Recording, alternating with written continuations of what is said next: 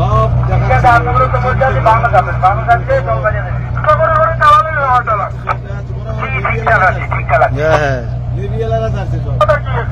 আমি তো সামনে আছি তো মানুষটা সামনে আর চাপা যাবে না, একটু বামে বামে থাকতে রাখতে হবে। 21-এর ঘরে ঢুকতেই হবে, এখন 21-500 আছি। আস্তে আস্তে বললাম তো আপনাকে যে বামে বামে আস্তে আস্তে যাবে, আস্তে আস্তে বামে চাপতে হবে, ডাইনে মোটেই চাপা যাবে না। চলারটা আরো সামনে যাবো, যাদের বিজেপ থেকে ওরা ডাইনে বামে করতে সুবিধা হবে। ডাইনে একদম চাপবেন না, ডাইনে একদম আর চাপবেন না, ডাইনে চাপা যাবে না, বামেই যাচ্ছে।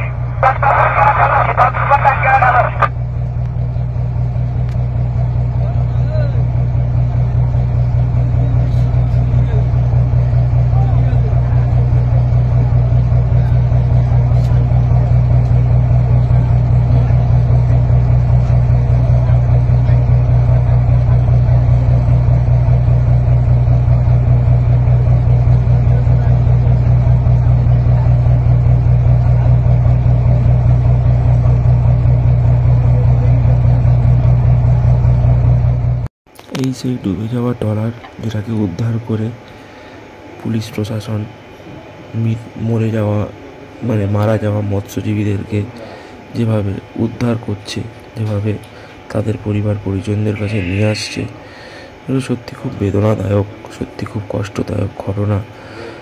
যে এই যে ট্রলারটা দেখতেই পাচ্ছেন আপনারা, এই যে ট্রলারের ভেতরে যে ছোটো ঘরটা থাকে, কেবিন বলে এটাকে, এর মধ্যেই 9 জন মৎস্যজীবী তারা রেস্ট করছিল।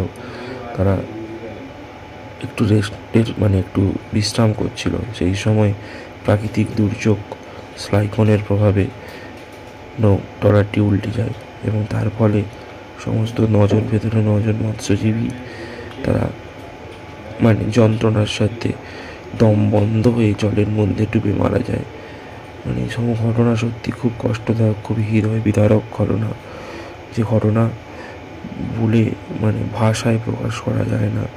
মানুষের মৃত্যু তো হবেই, জন্ম হয়েছে যখন মৃত্যু তো হবেই, কিন্তু এভাবে চলে যাওয়াটা সত্যি আমাদের কাছে খুবই ব্যথা বেদনাদায়ক ঘটনা।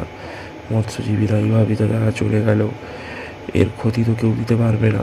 প্রাকৃতিক দুর্যোগের সঙ্গে আমাদের কারোরই শক্তি নেই কোনো যুদ্ধ, কোনো কিছু করা।